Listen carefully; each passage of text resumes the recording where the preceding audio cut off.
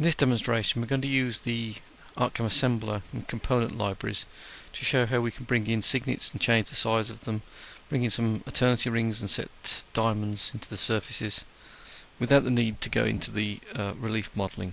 Okay, we're going to open a new project. We're going to go to the assembler and to the libraries. I'm going to open the libraries pull down menu here,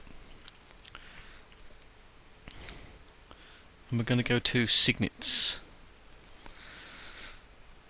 There are many signets. They can all be altered to any size and shape that you want, or unwrapped. I'm going to pick this particular signet first of all. I'm going to pick a size Q. I can change the size of this. Usually 15mm here will be the widest edge. So if you type in what's written down, it'll come in exactly as it should. But it doesn't mean you're fixed to this. You can change these sizes. So you can either go in here and just scale them. So say for instance it's 16 at the moment because it tapers out to the edges.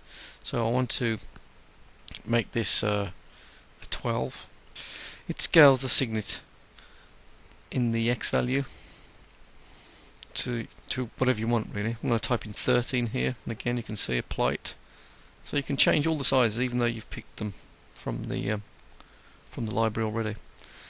If you want to pick a particular finger size, it's best to go back to the library though straight away and do that. So I'm going to pick a different size here now. I'm going to pick a different ring. So this ring here, 12 by 15 it says, so it's 15 on the longest length. I'm going to make it 12 instead of 15, make it a size S. So you can see I get a signet ring, the correct size and the correct table width as well. And there are many of these signets that you can use, and you can unwrap them into different shapes too, and you can add textures to the surfaces. Okay, I'll bring in a 13 by 18 ring, and I'm going to make this a size P, and I want to make it completely round. So I'm going to type in, instead of 18, I'm going to type in 13. And if I hide out the signet underneath, I've got a perfectly round signet this time. So you can change them. If the fact there's no round ones are, I think, listed in this particular range here, it doesn't mean that they can't be made round quite easily. Okay, I'm going to bring a setting in here as well now, so you can use combination of signet rings using some of the settings as well. I'm going to select a little plain setting from the library, a little white gold plain one here.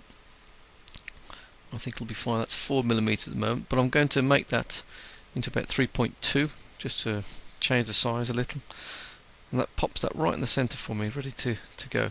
I'm just going to squash it down a little bit on the Z, so I'm going to scale that Z value, pick the gem itself, scale it. It's 3.70 at the moment. I'm going to make that 1. That was probably a little bit too much. I'm going to change that now to, just nudge it up and find out where it is. So that's the top surface now.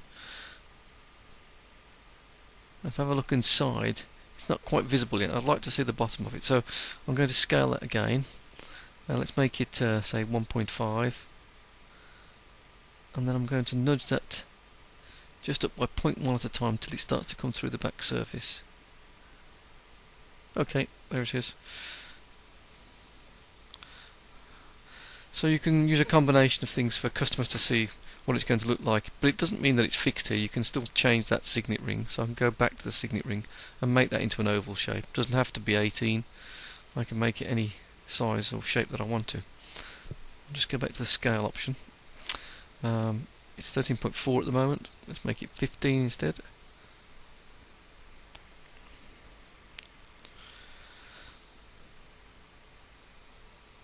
Okay, so we'll close this down.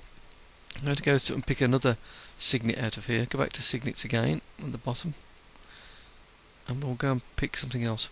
Probably a little bit more of a fancy signet this time. Take one of these. I'm not going to bring it in at the size that it suggests. I'm going to say I want a size O, and I'm going to go probably for half thickness, the width rather. So say about 6, and import that in. I'll just hide away the original gem and the original ring that came in the oval one. A bit more of a fancy shank to a very 18-karat gold colour, but you can change all those colours. I'm going to put the gem back on now. Just right mouse click and show. I'm going to scale that gem though a little bit as well, make it a little bit smaller, and probably just nudge it around the top surface. So we're going to go for say 3, 3, apply, and then just nudge that round.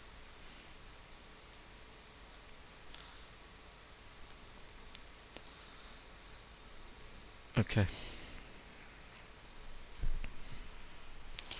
So very quickly you can see you can make lots of different designs for people to have a look at, and you can use all the shanks in here, you can sculpt on them, and there are further tutorials to show you how to sculpt on the surfaces. Okay, I'm going to bring in some of the channel half eternity set rings as well now. So if we go in here, you have lots of choices where you can bring in channels already made, but at the bottom here I've got one, we've made one where you can set the diamond size that you want to use. So in here I'm going to set the ring size that I want to have first of all. So we'll go for size R, and I want 2mm diamonds to fit into this ring. So if I just type in 2 in here, import, I'll just hide away the other items that we made earlier. And so you can see now I've got a section here for 2mm stones. So I'm just going to select a 2mm gem from the bottom of the screen. That'll do. And I'm going to nudge that into position. So using the positioning tools again, 2mm at a time will be fine. And then just nudge it down a little bit into position, a little bit finer detail, 0.1 down to the surface. Okay, I'm going to use a new assembly folder because I want to put the gem inside so I can rotate them more easily. So I'm going to go into the gem section itself. I'm going to add a new layer, and I'm going to rename these gems. Gems only, and I'm going to cut, right mouse click and cut, and then paste it into here. So now it's more manageable, the gems inside this little folder. And I'm going to rotate that round now using some of the rotate tools. I'm going to use increment this time, something like about 11 degrees or something like this, and around 3. So I'm just positioning those gems into that section there, and I'm going to mirror those across to the other side using the mirror option. I want to mirror across X blue red and a copy, and just going to take one of those gems away because I've got one too many in there now, so open it up and hide that one.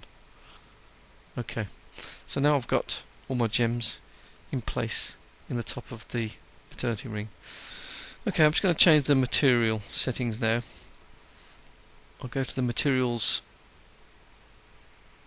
dialog, and I'm going to change that now to a platinum colour.